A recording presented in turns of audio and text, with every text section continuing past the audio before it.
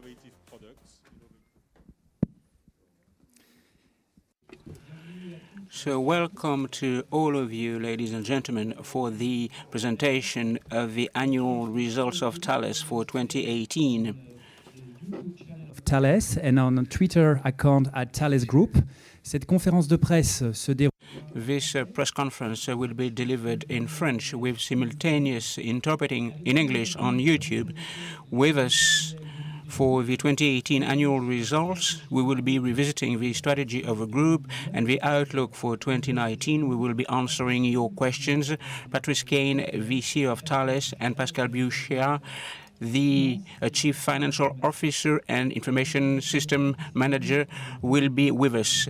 So Patrice, Caine, the CEO of Thales, will present you with the results of 2018. So, good morning to all of you. Allow me to extend to you a very warm welcome here. We will present you with the 2018 results. Let's have a look at the slides that we compiled, and then we'll be able to answer your questions. So, a few highlights. So, 2018 was a significant year in terms of order intake above the target. I will give you the details later on, but a great year, brisk year, dynamic year for 2018 in terms of order intake. Second, strong sales growth. Pascal will be revisiting the figures. So strong sales growth driven by transport and defense activities, a great year in terms of sales, and strong sales growth driven by the security segment. Significant increase in the profitability of the group, and we managed to accelerate fast-track R&D investments. So we are accelerating the operating performance and we are preparing the future. We continue to invest in research and development. 2018 was a significant year. Why? Because we turned to the investors, to the shareholders, to the financial community back in June in order to give the mid-long-term ambition. Last time we met with the investors, it was in 2014, and we did that in 2018, and we focused on the outlook until 2021. So in 2018, we braced ourselves for the integration of Gibraltar. It's an exceptional event, and it's something that is significant. So let's have a look at this slide. So we launched Ambition 10 in 2013. You can see what we did in 2018. And we gave a good outlook for 2021 during the Investors' Day in summer. So let's have a look at growth. Since 2013, from 2013 and 2017, the CAGR is 4%. So the group has been able to grow by 4% and even 5%, more than 5% in 2018.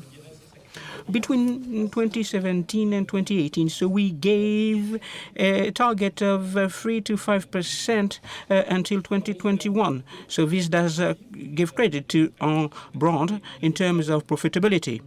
Have a look at the situation in 2013. The operating performance stood at 8%, and gradually we managed to increase it by 0.45 basis points to reach 9.8% in 2017, and in 2018 we managed to overshoot the 10% bar to the tune of 10.6%. So this does give credit to the target that we want to achieve in 2021. So we want to get a performance level between 11 and 11.5%. And we need to get prepared for the future. It's a virtuous circle that we've managed. We have R&D, self-funded R&D. So you can see the self-funded R&D figures, and in 2013, you can see the figure 612 million euros, and in 2018, 880 million euros, and we grew by 10% last year. And between 2013 and 2017, we grew by 7%. We want to continue to invest in R&D at a pace that is above the growth in sales. This is what we can see. So 1 billion in terms of self-funded R&D by 2021. All in all, we are very confident in the outlook. Let's have a look at the figures for 2018. There are some figures that I've already mentioned. So let us start with a figure. The figure in the middle, the sales or turnover, so 5.3%, and this is organic growth. I mean, this is what matters if you want to gauge the performance of a group, and you take out the scope effect. And so you can see 16 billion in terms of sales last year. So let's have a look at the order intake now. So order intake. So it depends on the contracts that we sign. So a good year, 9% in terms of growth to reach 16 billion. So 9%. The comparative basis for 2016 was lower, but 16 billion, that said quite a good achievement above to what we've said. We said 15.5 billion. And you've done the maths. The book-to-bill is above 1, so it does bear witness to our ability to continue to grow in the long term, on the long haul. So operating performance, EBIT and EBIT margin, so to 25% between 2017 and 2018 regarding the EBIT and EBIT margin. So 1.685 billion. So, and for the first time in the history of a group, so we have a double-digit figure, 10.6% for the EBIT versus the sales. So the adjusted net income has increased more than 30% increase between 2017 and 2018, and the adjusted net income is above 1 billion, 178 billion. So the free operating cash flow in line with expectations on a comparative basis. It was quite high in 2017. The prepayments haven't been booked in 2018. Hence the figure of 800 million euros, 811 million euros. So that's a very good performance and in sync and in line with what we said at the start of the year. So no surprise in store. So the board will propose a dividend that will be up, given these good performances, 2.08, an increase by 20% for the dividends. And this does show that 2018 was a great year. So much for the key figures. Pascal will elaborate on these figures, and then I will be talking later on the trajectory of the group, what is the midterm outlook. Pascal, over to you. Thank you, Patrice. Good morning, ladies and gentlemen. So I will touch upon the financial performance for 2018. I will start with order intake. Then we'll be talking about the income statement or profit and loss. Then I will zero in on the main business activities. And then I will be talking about cash flow generation. And then I will be talking about the different deals and contracts. So let's have a look at order intake. So 2018 was a great year, 16 billion, 7% in terms of growth and 9% of organic growth versus 2017. So what is interesting to note here? The major contracts made the difference in 2018. So contracts worth more than 100 million euros. We managed to take 19 in 2018, the same number as 2017, but these contracts are bigger in terms of units. So 4.6 billion euros. This is what we managed to book, and last year we managed to book 3 billion euros. So these are major contracts with significant units. Second element. This year, in 2018, the mature countries made the difference in terms of sales performance. Strong growth in the mature countries. When I talk about mature countries, I'm talking about the major countries, of course, France, but Germany as well, Australia, the United States, the Netherlands. So a very good momentum in all the big countries. This dynamic was significant in 2018. So when we looked into the sales growth, so you can notice that the main mature countries in terms of growth have been able to be in the pack with the emerging countries in terms of growth. It was not the case last year. So in gray, you can see a growth in 2017 in mature countries, above 5%, in emerging markets, 10%, and the overall growth was quite high in 2017. In 2018, the growth level is quite buoyant, more than 5.3% in organic growth, so growth in emerging markets, almost 5%, so quite close to the growth posted by emerging markets. So Thales is well positioned in emerging countries, but also across mature countries. So let's have a look at the P&L. Or income statement. So sales growth, 5.3% in terms of organic growth. So you can have a look at the different items on the chart. So in 2018, the gross margin growth was twice as high as the growth in sales. So gross margin 11% in terms of organic matters. So the gross margin rate does show the operating performance, the underlying operational performance. It has improved in 2017, 24.4%, and it has increased by 1.4 points, 25.8 for 2018. So this growth in gross margin does bear witness to the efforts that we've deployed in terms of competitiveness.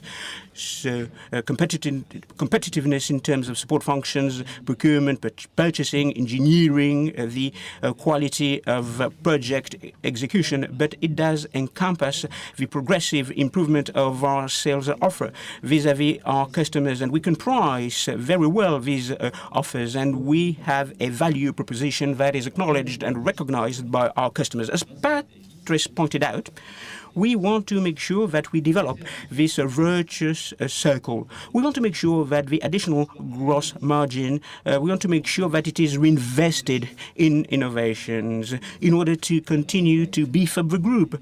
So there are some indirect costs below the gross margin. So if you consider the ratio with a turnover, R&D has continued to progress. 2017, we spent 5.2% of the sales in R&D. For 2018, it is 5.5%. At the same time, we endeavor to manage very closely the other expenses, sales expenses and administrative expenses, general and administrative expenses. Have a look at the ratio, and you have a percentage in terms of turnover. So these expenses have continued to decrease. So an increase in gross margin, reinvestment in research and development, and close management of the general and administrative expenses. So all this enables us to increase significantly the operating income versus last year. Last point, Naval Group did contribute satisfactorily to the good results of Thales. You can see that on the line. So the contribution of Naval Group was 30 million euros in 2017, increased twofold in 2018. So you can have a look at the progress of the operational performance. So you can see the EBIT. So in 2017, 1,365,000,000. So you can see our operational performance, 402 million euros. We managed to reduce the purchasing costs. We improved the competitiveness of the engineering structures. We managed to reduce the cost of the support functions. So that's why we managed to generate a good operational performance. And we reinvest in R&D, 83 million euros, more than 10%. Of our investments in innovation to the tune of 10%. And of course, we managed to reinvest in our sales force people. So this is what you can see rather on this slide. Let's have a look at the different businesses. So aerospace, transport, defense, and security, these business activities have made headway in terms of sales, but also in terms of profitability. Not a single business activity is boosting the group, but all the business activities have contributed. So aerospace, a 3% increase in order intake. So 2017 for the aerospace was tough. The order intake was low. 2018 has shown a significant improvement of the order intake.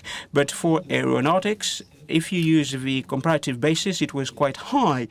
And if 2018 is thus weaker. So sales, 1.4%, moderate growth. So moderate growth for sales, 1.4%. A mixed picture. The space business activity posted modest order intake figures. It is stable versus 2017, but the aeronautics business continues to increase organically, and this is a good figure. So the EBIT margin is 10%. Very happy with that. We are satisfied with that. And versus 2017, we managed to increase significantly investments in innovation for this business. Now let's move to transport. So a strong momentum in terms of order intake, in terms of sales as well. So 18% of organic growth with the big contracts that we signed in 2015 and 2016, and these contracts are being executed. So it means that in our P&L, growth is a reality. This business activity recovered in terms of EBIT from 3.3% to 4.4% in 2018, and this trend will continue unabated in the years to come. Now, defense and security. So all the indicators have grown. Order intake 13%, plus 13%. All the segments were dynamic, buoyant in terms of order intake, and sales figures are following suit. So the order intake has increased. It was already the case in 2017. The order intake figures were good in 2017, and year after year we've noticed that the sales have progressed by 5% or 5.6% for 2018. And for the EBIT figures, the results were exceptional. I think that all planets were aligned in 2018.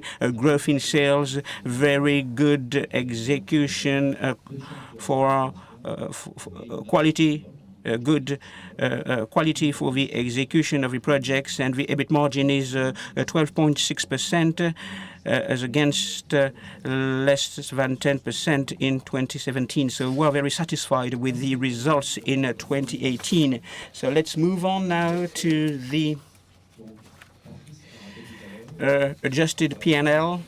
For the first time ever in the group, So we are above the 1 billion mark in terms of adjusted P&L. So, and we fly in colors because you can see the figure, a progression of 40%. So you can see that the operating income has increased, and there's been a drop in the tax burden. The tax burden was one-off in 2017. I'm not going to cover the technical details, but in 2017, the tax rate was quite high. So in 2018, the tax rates are between 26 and 27%. And this does dovetail with our midterm vision regarding the tax burden of Thales. The operating income has made headway, so the tax burden is lower. So the net income has reached almost 1.2 billion euros. So net cash. So this is the net cash position, taking into account the balance sheet at the end of 2017. So a little bit less than 3 billion euros worth of net cash, an increase of 200 million euros in 2018, driven by the generation of free cash flow, operating free cash flow, and driven by the generation of free operating cash flow. So it goes beyond the amounts being paid for dividends, and there were also a few acquisitions in 2018, especially in the space industry. So we have a minority stake in a company based in the US, building a new generation of optical constellations. So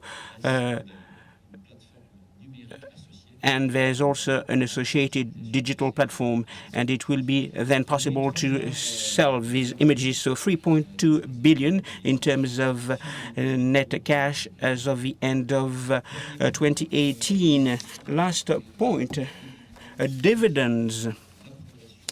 Dividends are in line with the progression of the adjusted net income, 2.08 for the dividend, and versus 2013, dividends have increased twofold. So in 5 years, the group has been able to double or increase twofold the dividends. It does bear witness to the continuous improvement of the net income share of a group. So we are satisfied, we are delighted with those results posted in 2018. So Patrice, I will give you the floor.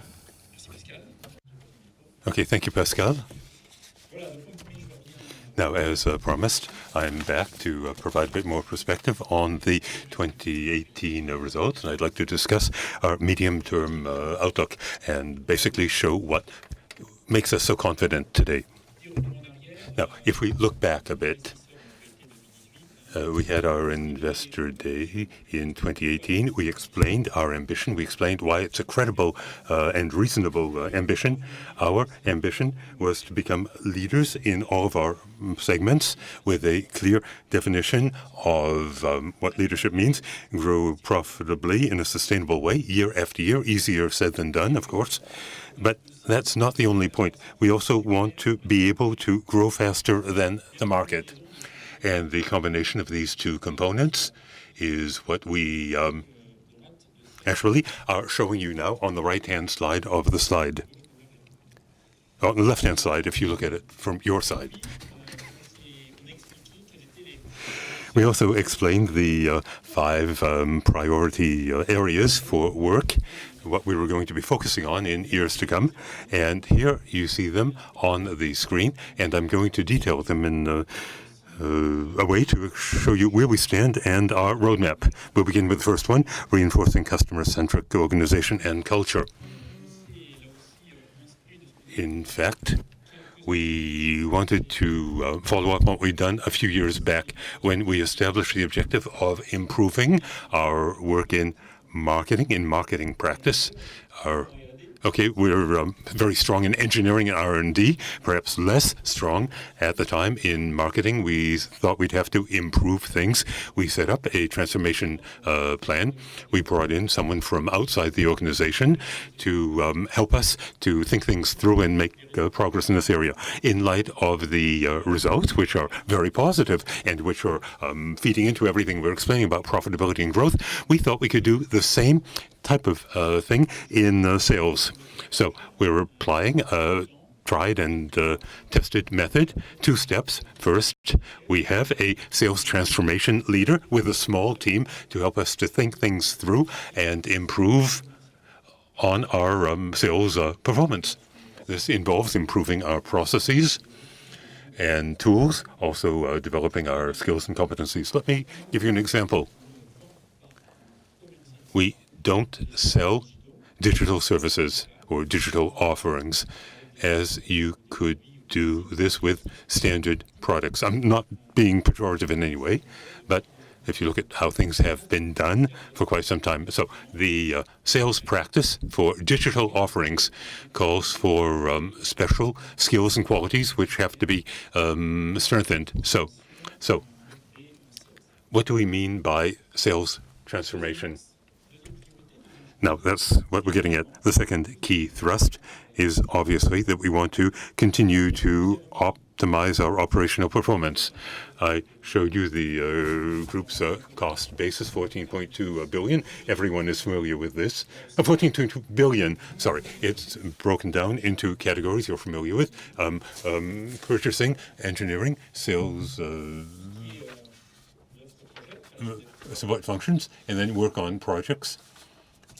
And we took the first 4 cost bases, and we decided that we would establish improvement plans for them. And these are the 4 points we discuss constantly. I'll look at one or another to illustrate them. And you see them on the right-hand slide with performance and procurement, engineering competitiveness, efficiency and support functions, and then excellent execution in projects and work excellence in delivery. Now, to illustrate this, I'd like to illustrate 2 of these now. And this covers a broad range of actions. If you look at the group of the scope of Thales with procurement and then support functions, 2 simple illustrations. In procurement, since 2016, 2017, we've embarked on a major never-ending program. So in 2016, 2017, we revamped our organization, our way of doing business, and identified potential levers for improvement which hadn't been used previously. Now, regarding the continuous improvement in support functions, a very simple way of illustrating this is to show the percentage of support function costs as a percentage of sales. So we began in 2013. So that's the baseline for Ambition 10. This was roughly 9.1% support function cost as a percentage of sales. And in 2018, we're down to 7.8%. And you see that this is a continuous improvement to improve our efficiency in support functions. So we also gave our investors a medium-term horizon figure and for 2021, and we're confident now we'll be able to achieve that level of roughly 7.2% of sales at the 2021 time horizon. Obviously, under these figures, we have enormous numbers of action plans in order to achieve this level of performance. The third and absolutely fundamental topic at Thales is R&D. This is the driver of the group's growth and also a source of competitiveness. So we are innovating and doing competitive innovation. Let me explain how this is done. We could draw upon a broad array of illustrations, but I'd only like to show a few now. Now, for the 6th year in 7 years, our group was rated among the top 100 global innovators. These are global innovators in 2012, 2013, 2015, 16, 17, and 18. This is a source of satisfaction for us, but it also provides an outside view to show us that our research is world level. So we also have some prestigious researchers. I'm showing you two photographs here. There's one you might be familiar with, Julie Grolier, who received the CNRS Silver Medal. This is an excellent reward, and obviously she works with a team, and she has a major research project regarding nano neurons and nanosynapses, artificial nano neurons. We discussed this is highly promising. Another researcher, Thierry Bouchiat, who's working on quantum physics applied to measurement. And this allows us to achieve molecular or even atomic scale measurement. Now, this is opening the way, not tomorrow morning, but will enable us to improve our sensor performance significantly going forward. And then, not on the slide, we could have shown this as well. It was a tremendous source of satisfaction to be working with Gérard Moreau, who was awarded the Nobel Physics Prize at the end of last year for his work in high-intensity laser.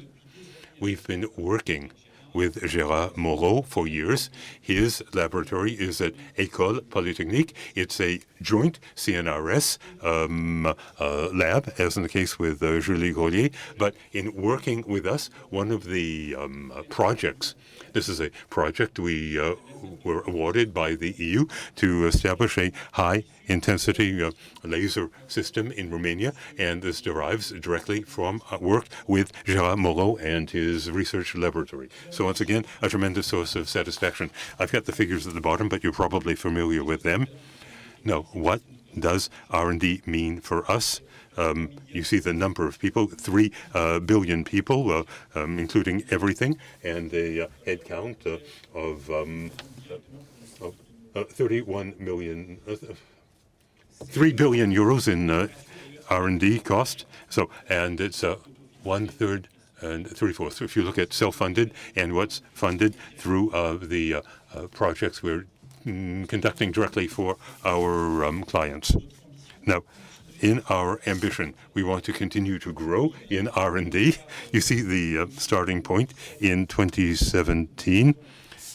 We were around 3 billion in R&D total spend, with roughly 800 million self-funded R&D, and our outlook is that we'll be able to achieve roughly 4 billion in 2021. And I'm basing this on 2017 figures, because that's the figure I gave at the Capital Market Day. But we could have also started with 2018, and we're on the right path. The slope is right, 4 billion in 2021. These are important amounts, but it's also essential to maintain Thales' position in the race compared with our peers. The fourth priority area in this project has to do with our digital transformation. We're investing tremendously. We're continuing to invest with acquisitions or organic investment. By organic investment, I'm looking at our 3 digital factories, the first in France. Some of you have already gone to see it. Then in Canada, that was roughly just over a year ago. And the third we've opened in Singapore. We opened it at the end of last year. Once again, these are acquisitions. So between Guavus, Eurometric, and Gemalto, Vometric. So we put them together. It's roughly 7 billion in investments by the group of the past 34 years. Now, we're beginning to see concrete applications emerging from this digital transformation. For our clients. We don't do it just as a matter of satisfaction. So on the slide here, you see some illustrations of some of the issues we're involved with. The first is something that Pascal already discussed. This illustrates our investment. It's more than an investment because we're working with Black Sky.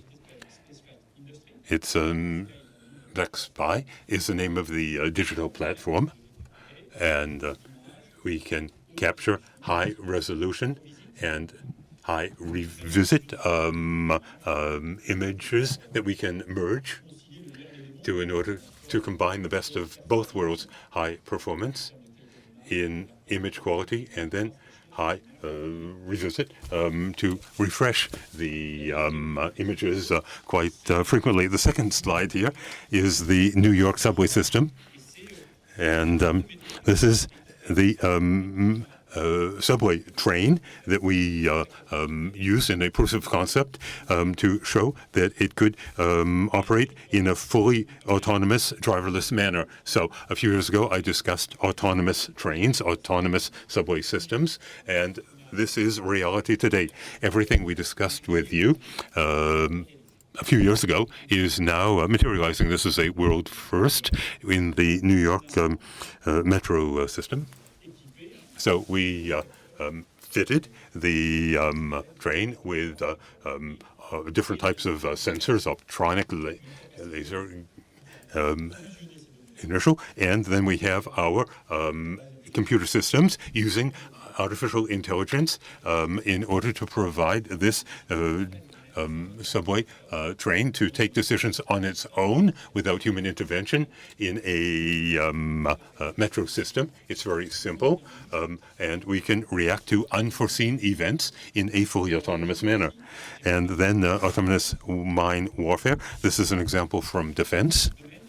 This is another area that calls upon a number of technologies from the digital world. I'm illustrating what we are currently doing in the with the French-British cooperation and mine warfare. We're using robotics, and you recognize what this means. So robotics and algorithms, artificial intelligence, in order to convey a degree of autonomy to the robots. So it's a very impressive degree of autonomy. And the fourth example here is based on our digital factory. Our minimal viable products are now emerging and ready to be sold. And this is an MVP called Alexandrie, irrespective of the name. But this is something which makes it possible to merge data in real time in the area of maritime surveillance,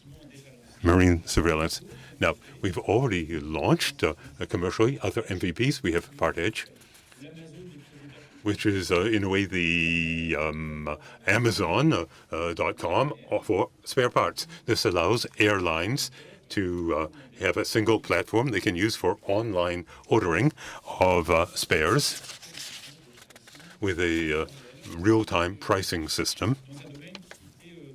And this is an area which traditionally was showed very little reactivity. What we wanted to do is to improve response time and reactivity for airlines. So those are only a few examples.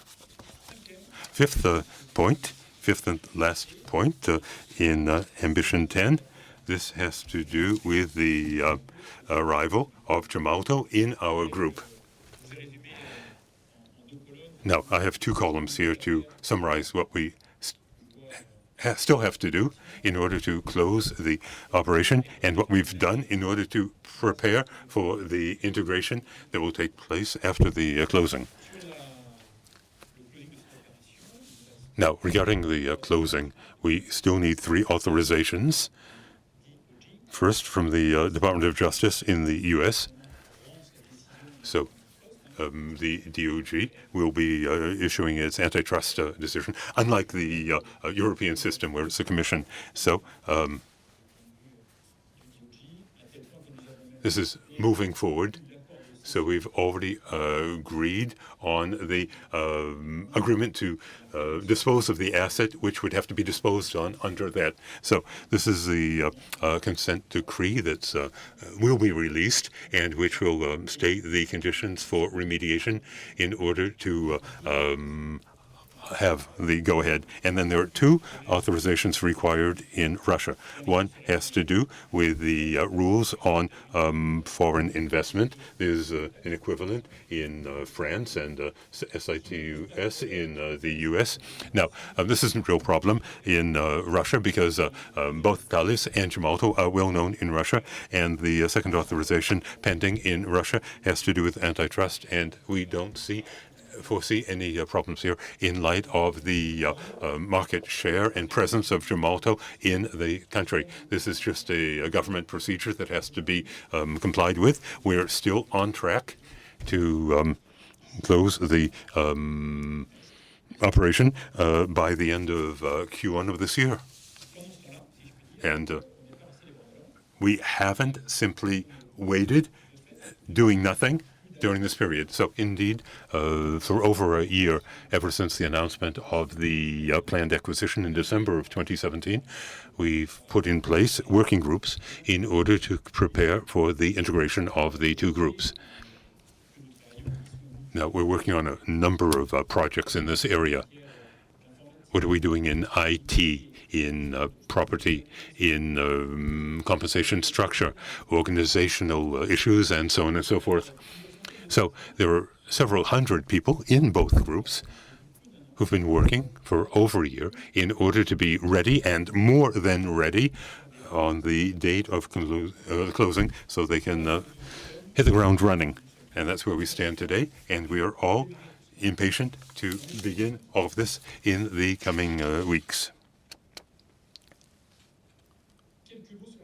Let me just say a few words regarding our business environment. I anticipate we'll have some questions in this area.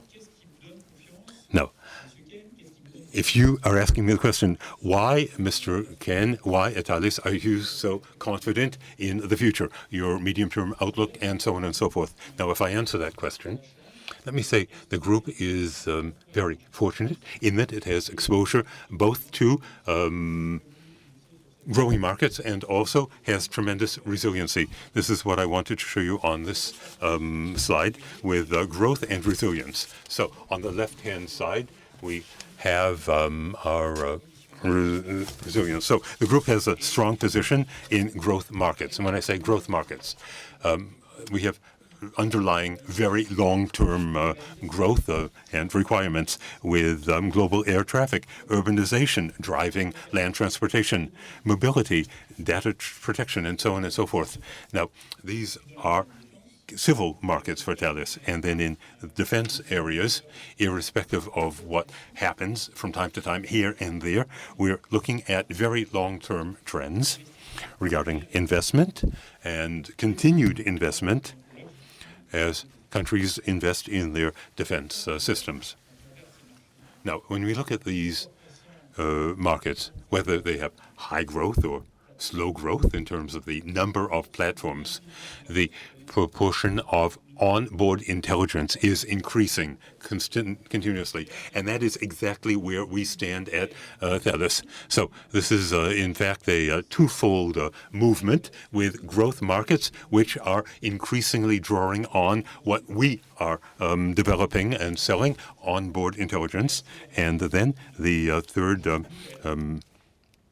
area is the development of new things driven by digital technology, which is opening new cases, new uses, and applications.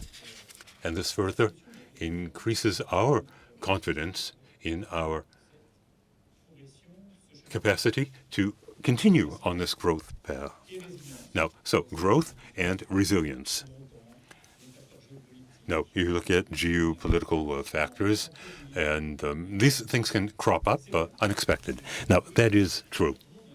And like everyone, we are exposed to a number of eventualities or geopolitical factors which could potentially affect any given market. But nevertheless, and look at our past track record. And this really shows that this is a historical fact because the group is in both areas, because the group is active in numerous markets on numerous products, and because the group is for the most part, active in small and medium-sized programs. Our group is more resilient than others to this type of unforeseeable circumstances that can arise. Look at everything that's happened in the world over the past 5 or 6 years with the European Union, which set an embargo on Russia. Look at what's happened more recently regarding the United States and China and tensions in the Middle East and the China Sea. The group has continuously been able to move forward and meet its objectives year after year in growth and development. So maybe I preempted some of your questions, but this is very much a characteristic, an inherent characteristic of Thales, and it really is a distinguisher, a differentiator between us and other companies. So now let's look at our 2019 financial objectives. They're summarized on this slide with order intake outlook of around 16 billion euros, organic growth between 3% and 4%, fully in line with what we announced for the period through 2021. And then regarding operational performance, our EBIT outlook is between 1.780 billion and 1.8 billion euros. Now, one last slide. And this is not a financial slide, but this has to do with our hiring. And this conveys a positive signal, and it's also an operational challenge for us day in and day out. You'll see here that since 2016, we've been hiring roughly 5,000 to 6,000 people each year. In 2019, we're going to continue in this area because we plan to hire roughly 5,500 people worldwide and roughly 2,500 in France. Okay, because people always ask, and how many in France? This means that in 4 years' time, if we look at where we stand at the end of 2019, okay, you multiply 5,000 or 6,000 by 5. We will have hired between, over 4 years, we will have hired between 20,000 and 25,000 people. So this will have increased or changed our head count by some 40%. Now, this is, in a way, very good news because these are new talents we're bringing into the organization. They're joining us with the energy of youth, but this also is an organizational challenge in terms of conveying know-how and knowledge in order to see to it that our people are really robust regarding their scientific, technical, and technological knowledge. Now, I think that was the last slide prepared regarding recruitment. So I think it's time to move on to Q&A. Now, we have two people in the room, Victoire and Constance, who have microphones to answer your questions, and then we'll take a few questions that have come in on the YouTube channel. Pascal, would you like to join us now to answer the questions?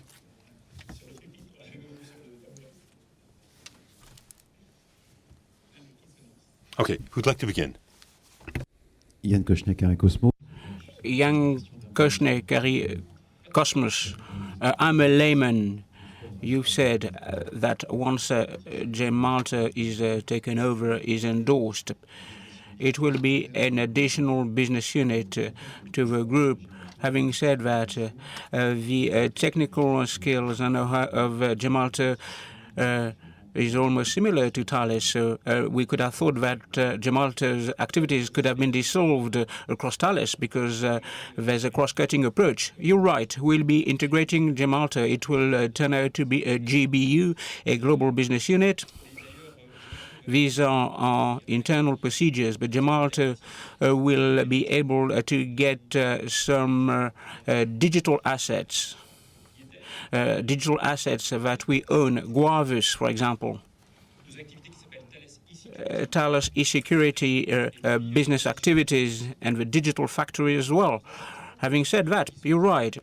In order to dissolve, I don't like the word dissolve, but this GBU will have a cross-cutting role, especially with the digital factory that will help support the digital transformation of all the group's business units. So this GB will have a twofold mission to develop itself in its business and to help and support the group as part of digital transformation projects. Good morning, or rather good afternoon. So the discontinuation of the production of the A380, will it have an impact on the group? First question regarding the SCAF. Our first research contract, study contract, was signed by the two platform operators.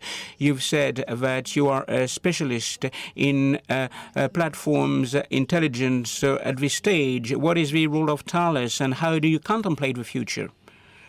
First question. The questions are quite simple. So there is no material impact, for Thales. So it won't be conspicuous, especially following what we said this morning. Regarding the second question, the discussions are moving ahead with Dassault Aviation and Airbus. We want to take part in the JCS study, and we want to be involved in the technological demonstrators. So it's a little bit premature, but there are ongoing discussions, but the trend is positive on the whole.